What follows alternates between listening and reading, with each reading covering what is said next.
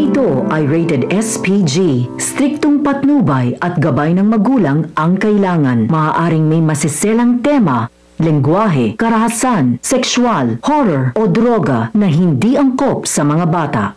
Magiging magkaibigan na nga ba si Nalines at Moira? Sino nga ba ang sumasakay lang sa planong ito? Si Moira kaya o si Lines? Abangan natin sa abot kamay na pangarap. May isang matandang pasyente si Annalyn na natatakot sa sakit niya. Mas lalo pang natakot nang sabihin ni Annalyn na kailangan siyang maoperahan. Sakto napadaan si Zoe sa kwarto ng matanda para asarin lang talaga si Annalyn. Bilang isang doktor, matulungin naman talaga si Zoe. Pero andito lang siya para mang-asar kay Annalyn. Narinig ni Zoe na pinapagalitan si Annalyn dahil ayaw magpa-opera ng matanda. Sabi ng matanda, "Ayoko magpa-opera. Kailangan ba talaga ako operahan?" "Ayoko nga eh." Sumagot si Annalyn, "Lola, wag po kayo mag-alala. Mas makakabuti po sa inyo ang maoperahan kayo para po mas bumuti po ang kalagayan nyo." Nakatitig lang si Zoe sa pagtatalo ng dalawa. Nagreklamo ulit ang matanda, "Ayoko nga. Bakit ba ang kulit mo?" Inuuto naman ni Zoe ang matanda, "Hi Lola, kamusta po ang pakiramdam nyo? Bakit po parang mainit ang ulo nyo?" Nagsumbong na ang matanda kay Zoe. "Eto kasing doktora na ito eh. Sinabi ko nang ayoko nga magpa-opera dahil ayos lang ako. Wala naman akong nararamdamang kakaiba. Napakabata pa pero ayaw nang sumunod sa matanda. Walang galang." Magsasalita pa sana si Annalyn pero binara na siya ni Zoe. "Ano ba Annalyn? Ayaw nga pumayag ni Lola, di ba? Bakit ba ang kulit mo? Ano ba kasi ang diagnose mo?" Sabay hablot ni Zoe sa record ng matanda para kampihan niya. Binasa niya ang diagnose at ang record ng matanda. Tama naman si Annalyn. Kailangan nga operahan, pero nakaisip ng dahilan si Zoe. Kinausap ang matanda. "Lola, ano po ba ang masakit sa inyo?" Sumagot ang matanda, "Masakit ang ulo ko pero hindi naman gaano. Kaya ko pang tiisin. Pwede ba apo, kausapin mo yung doktor na yan. Ayoko magpa-opera." Sumagot si Zoe, "Opo Lola, ako po ang bahala sa inyo."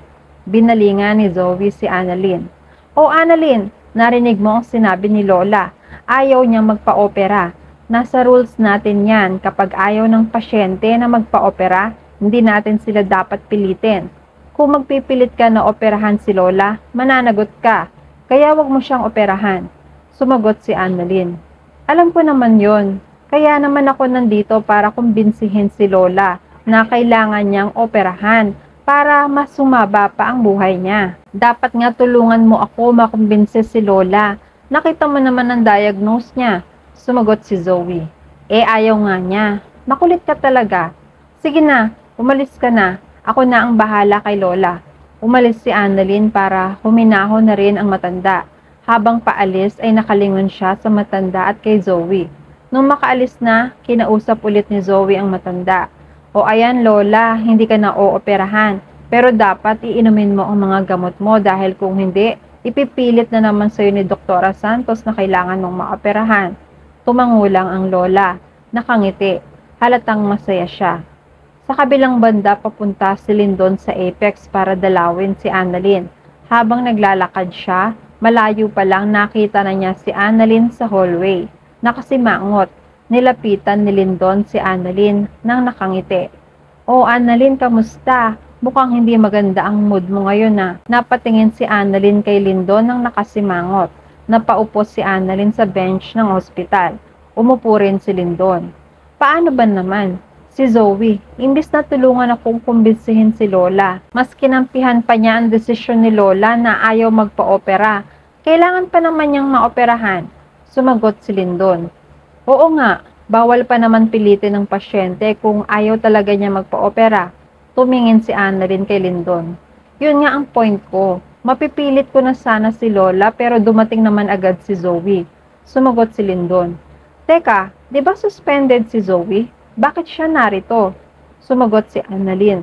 "Yun na nga eh, suspended siya pero nakikialam pa siya sa amin. Ewan ko ba dyan? Pwede naman siya magpunta rito pero wag na siya sana makialam sa mga desisyon ko.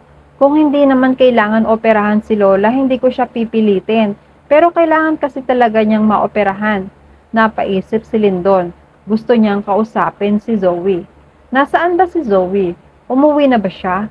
Sumagot si Annalyn. Hindi ko alam. Baka andyan lang siya sa paligid at hilig niyang makialam. Maya-maya ay tumayo na rin si Lindon para hanapin si Zoe.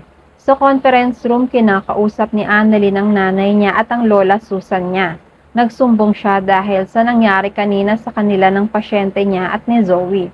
Nainis naman si Chang Susan dahil pakialamera si Zoe. Pinahinahon na lang ni Lynette sina Annalyn at Chang Susan. Hayaan na lang si Zoe. Tungkol naman sa matanda ang payo ni Lynette. Anak, subukan mong kausapin ang mga malalapit na kamag-anak ni Lola para makumbinsi siya na pumayag na magpa-opera dahil kailangan niya yon para mas sumaba pa ang buhay niya. Siguro naman, kapag marinig yan ng mga kamag-anak niya na kailangan niyang gawin yon, ay mapapasunod na rin at papayag na rin si Lola. Tumango si Annalyn. Gumaan na ang nararamdaman niya. Ano pa nga ba, Nay? Ganun na nga lang ang gagawin ko para makumbinsi si Lola. Hindi ko na lang papansinin si Zoe. Total, nasa kamag-anakan pa rin naman ang huling desisyon nito. Maya-maya ay tumunog ang cellphone ni Lynette. May tumatawag sa kanya. Si Morgana. Nagulat si Lynette. Hindi niya alam kung sino ang nagmamay-ari ng cellphone number na tumatawag. Sinagot niya. Hello, sino to? Sumagot si Morgana sa kabilang linya. Hello, Lynette. Si Morgana to. Nanlaki ang mga mata ni Lynette. Sinenyasan si Chang Susan na si Morgana ang nasa kabilang linya. Niloudspeaker niya ito para marinig din ni na Annalyn at Chang Susan ang pinag-uusapan nila.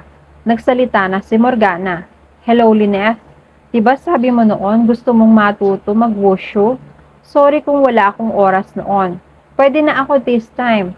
Pwede ba kita imbitahan para matuto ka ng wushu? Nasa tabi lang ni Moira ang mami niya. Naghihintay rin ang sagot sa pinag-uusapan nila ni Lynette. Umpisa na rin ito ng paghihiganti ni Moira kay Lynette. Sumagot si Lynette. Pumayag siya. Okay Morgana, payag ako. Magkita na lang tayo bukas. Tuwang-tuwa naman si Moira. O sige Lynette, magkita na lang tayo. Bye. Noong ibaba ni Lynette ang cellphone, sumagot si Chang Susan. Yang si Morgana ha? Moira ang galawan. Parehong-pareho. Kaya napagkakamalang iisa lang sila eh. Hindi talaga ako maniwala na magkaiba sila. Mas naniniwala ako na si Moira at Morgana ay iisang tao lang. Sumagot si Annalyn. Lumabas na nga po ang resulta ng DNA test, di ba po? Hindi po siya si Moira. Siya nga po si Morgana. Nagmatch si Zoe kay Morgana bilang tiyahin niya at hindi isang ina. Kaya hindi siya si Moira. Siya pa rin si Morgana. Duda pa rin si Chang Susan. Oo apo, base yan sa siyensya. Pero paano kung nagbago lang ang resulta? Baka may kasabwat si Moira para baguhin ang resulta ng DNA test. Basta ako ha apo, maghahanap pa rin ako ng katibayan. At kayong dalawa, huwag kayo pakampante dyan. Baka tulad yan ni Moira na isang ahas. Traidor kong tumira. Sumagot si Lynette. Pumayag na ako Chang Susan na makipagkita kay Morgana para mas makilala ko siya. At malaman ko kung siya nga ba talaga si Moira. Nagpayo naman sina Annalyn at Chang Susan. Basta Nay, mag-iingat ka ha.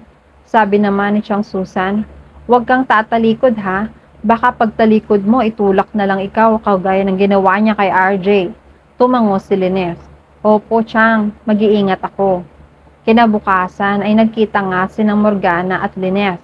Nag-usap sila. Tinuruan ni Moira si Lynette ng mga basic tungkol sa wushu.